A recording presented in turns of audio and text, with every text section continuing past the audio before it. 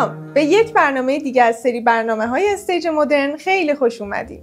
من مریم رادمنش مجری این برنامه هستم و خوشحالم که میتونم امروزم در خدمت شما عزیزان باشم. خیلی وقتها شما برای ما نوشتید که در مورد این پلنت خیلی سوالات مختلف دارید. این پلنت براتون یک چیز مجهوله و حتی این مجهول بودنش باعث شده که شما رو بترسونه. امروز ما اینجا هستیم که به سوالات شما پاسخ بدیم و این پلنت رو خیلی روون برای شما عزیزان توضیح بدیم. مهمون عزیز برنامه‌مون جناب آقای کیارش صباغ در کنار ما هستن. سلام آقای صباغ، وقتتون بخیر باشه. سلام، وقت شما بخیر باشه. خیلی خوشحالم امروز در خدمتتون هستم. من کیارش صباغ هستم، لیسانس مدیریت بازرگانی و ارشد مدیریت کسب و کار، ولی سال تو زمینه مشاوره ایمپلنت و دندانپزشکی مشغول فعالیت هستم و امروز در خدمتتون. خیلی هم عالی، خدمت از ماست. ممنونم که تشریف آوردید به برنامه استیج مدرن.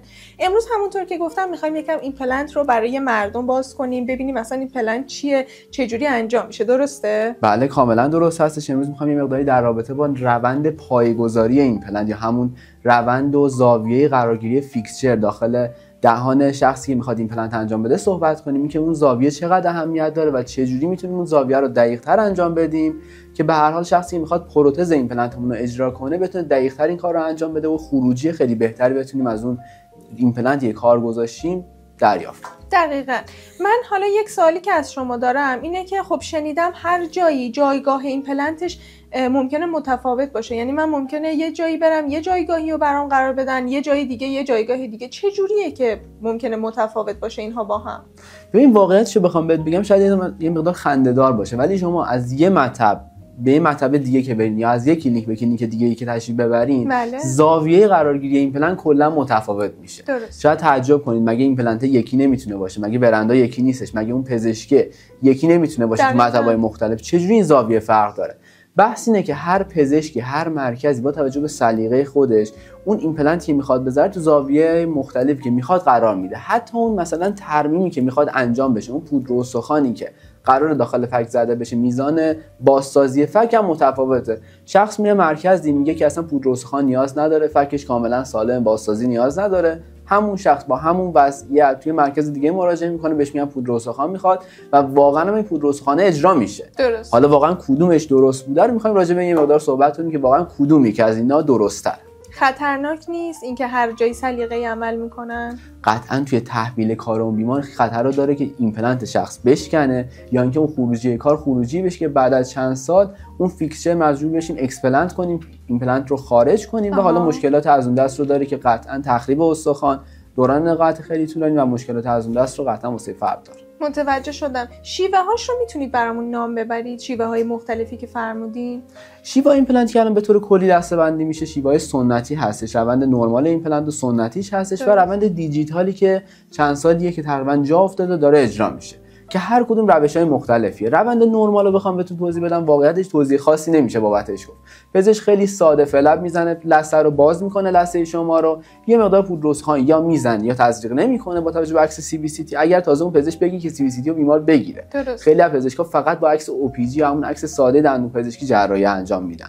اگر پزشک بگه که بیمار سی بی سی تی بگیره، حالا اون زاویه‌ای که قرار این پلن قرار بگیره تا حد خیلی کمی مشخص میشه کرد و از اون طرف مقدار پودر استخوانی که زده میشه یه مقدار پزشک خودش به صلاح دید خودش اینو انجام میده، پودر رو میزنه و پایه رو واسه شخص میزنه. ولی روند دیجیتال دیگه به این صورت نیستش. حالا بخوام بهتون یه توضیح مختصری بدم راجع به روندش که حالا مقدار اون پودر استخوان موارد دیگه کاملا مشخص میشه. یک سوپیجه با هم دیگه ببینیم، مثلا شخصی که ایمپلنت گذاشته زاویه‌های ایمپلنت رو دقت کنید، اصلا مشخصه. مثلا ایمپلنت یه فک بالا سمت چپ گذاشته، من خیلی گشتم این عکسو پیدا کنم و زمانی که پیدا کردم واقعا تعجب کردم که ایمپلنت رو می‌بینید داخل سینوس فرد. درسته. قشنگ مشخصه که ایمپلنت به صورت سنتی کار شده، اصلا عکس سی بی سی تی هم قطعا پزشک درخواست نکرده از بیمار که اصلا زاویه سینوس بیمار مشخص نبوده که این پایه باید تو چه زاویه‌ای قرار بگیره. ولی حالا عکس دیگه می‌تونید ببینیم که پایه‌های ایمپلنت به نحو دقیق‌تری انجام شده، یعنی زاویه‌ها تو زاویه‌های مشخصی هستش و بعضی از پایه‌های فک پایین دیجیتالی کار شده و پایه‌های فک بالا سمت راست تو سطح سنتی کار شده تو این بیمار و کاملا روندش و تفاوتش با هم دیگه مشخصه، هم زاویه قرارگیری ایمپلنت و همین که با سینوس و عصب فک پایینمون اون به هر حال رابطه رو داشته باشه که برخورد نکنه. قطعا شنیدی که فک بالا زاویه‌ای داریم به اسم سینوس، فضای خالی داریم به اسم سینوس. اینکه سینوس تو چه زاویه‌ای باشه و چقدر باید اون سینوس رو لیفت کنیم به سمت بالا بعد پایه رو بذاریم خیلی اهمیت داره. همچنین فک کار هر کسی نیست یعنی. دقیقاً حتما باید اون جراح تخصص داشته باشه و ایمپلنت دیجیتال کمک میکنه که بگه که دقیقاً تو کدوم زاویه باید بذاریم، به خصوص اینکه چه قطر پایه ایمپلنتی انتخاب کنیم. پایه ایمپلنت از کوچکترین قطر شروع میشن تا قطرهای بزرگتر. اینکه چه قطری انتخاب کنیم و حالا توی کدوم زاویه برای بیمار قرار بدیم قطعاً اهمیت خیلی زیادی داره که تو اون کیفیت نهایی کاملا تاثیرگذاره.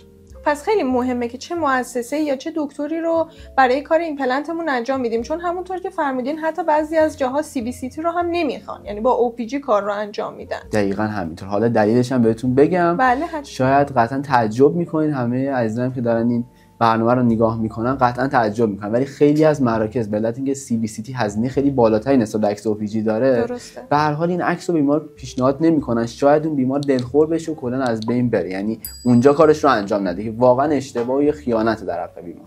چون سینوس خیلی قضیه مهمی هستش موقع جراحی. اگر فکر میکنم اگر سینوس آسیب ببینه دیگه یک خطای غیر قابل برگشت داره، درسته؟ قطعاً عفونت سینوس اصلا میتونه کلا حتی به قلبم آسیب بزنه، تمام نواحی بدن رو درگیر کنه. درسته. عفونتی که سینوس میتونه داشته باشه. توی صحبتاتون فکر میکنم راجع به یک روشی گفتید که بهترین روشی هست که ما میتونیم استفاده کنیم. میتونید اون رو یکم برامون بازتر کنید؟ دقیقاً یکم مواردی که امروز خواستم کاملتر راجع بهش صحبت کنم، ایمپلنت دیجیتالی و استفاده از همون سرجیکال گاید. بله. سرجیکال گاید یک نوع ابزاری هستش که توی ایمپلنت دیجیتال استفاده میشه. درست. که بخوام بهتون توضیح بدم حالا به چه صورت تهیه میشه، به چه صورت ساخته میشه. برای ساخت سرجیکال گاید اول از همه با اسکنری به اسم اورال اسکن، یک اسکن کلی از شرط دهانی بیمار تهیه میکنه. بله درست. که این روش رو توی ایمپلنت دیجیتال برای ساخت روکش هم استفاده میکنیم. استفاده از اورال اسکن و گرفتن اسکن از شرط دهانی بیمار.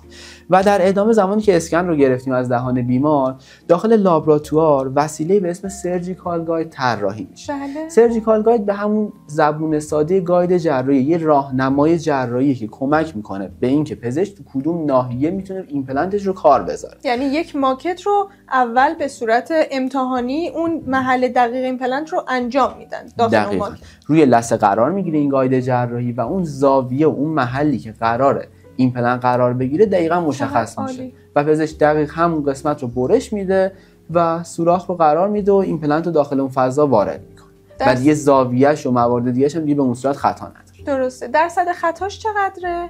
به نسبت روش قدیم بخوایم بگیم واقعا نزدیک به صفر نیست، ولی توی کار دندان پزشکی و کلا توی کار پزشکی هیچ وقت نمیتونیم خطا رو به صفر مطلق برسونیم. البته تو هر کاری، تو کار مهندسی، تو هر کاری واقعا همین، ولی به نسبت روش سنتی خطای کار خیلی پایین‌تر. خب خیلی هم عالی، ممنون از اطلاع رسانیتون. من خودم به شخصه نمیدونستم که این که حالا یک کلینیک از من عکس CBCT بخواد میتونه دال بر این باشه که اون کلینیک کار بهتری داره انجام میده یا میخواد کار من دقیق تر انجام بشه. خیلی لطف کردین. اگر نکته‌ای برای جمع‌بندی مونده ما میشنویم از شما. حتما.